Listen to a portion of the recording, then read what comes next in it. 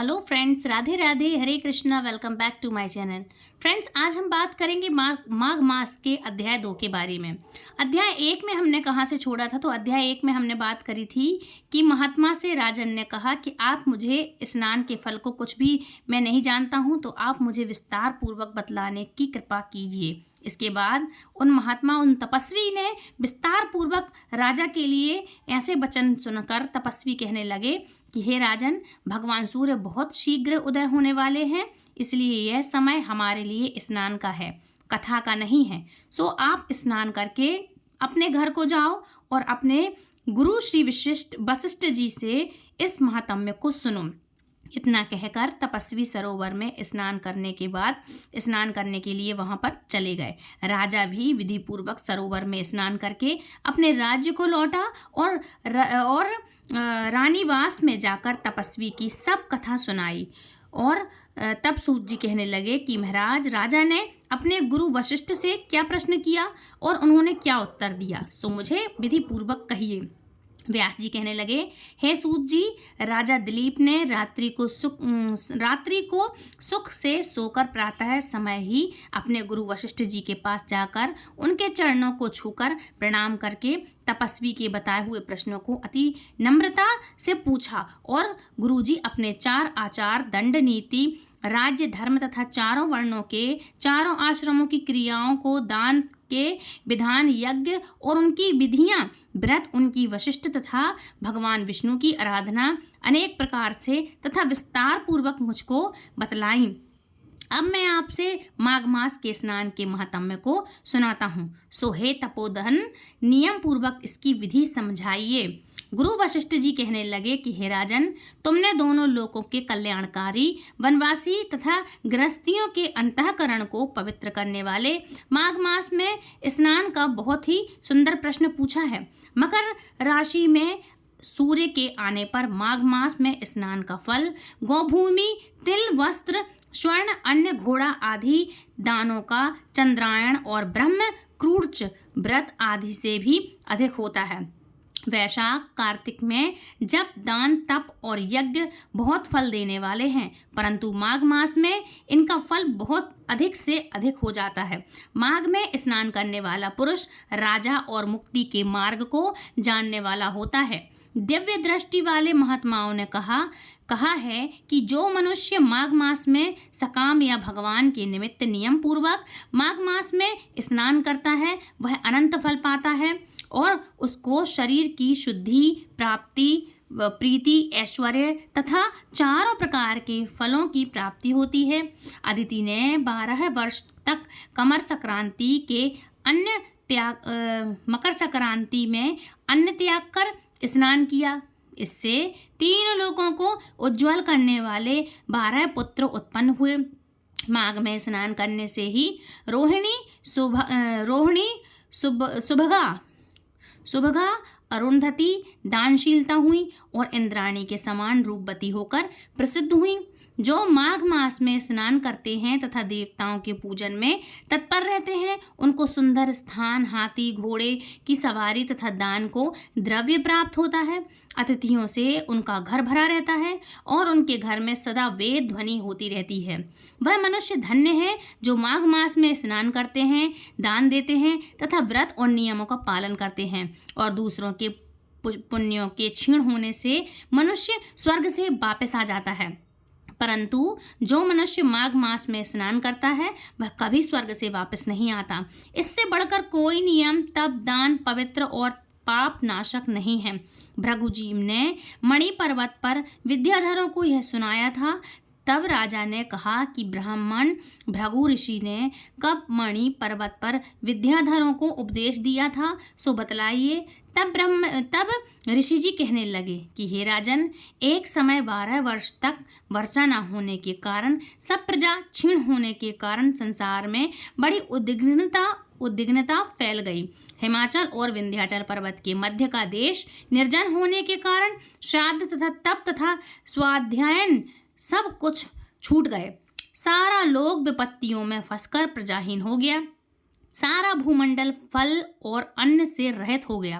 तब विंध्याचल से नीचे बहती हुई नदी के सुंदर वृक्षों से आच्छादित अपने आश्रम से निकलकर श्री भृगु ऋषि अपने शिष्यों सहित हिमाचल पर्वत पर गए। इस पर्वत की चोटी नीली और नीचे का हिस्सा सुनहरी होने से सारा पर्वत पीतांबरधारी श्री भगवान श्री कृष्ण के सदृश लगता था। पर्वत के बीच का भाग नीला और बीच बीच में कहीं कहीं सफेद स्फटिक होने से तारों से युक्त आकाश जैसी शोभा को प्राप्त होता था। रात्रि के समय वह पर्वत दीपकों की तरह चमकती हुई दिव्य औषधियों से पूरित किसी महल की शोभा को प्राप्त होता था। वह पर्वत शिखाओं पर बांसुरी बजाती और सुंदर गीत गाती हुई किन्नरियों तथा केले के पत्तों की पताकाओं से अत्यंत शोभा को प्राप्त हो रहा था।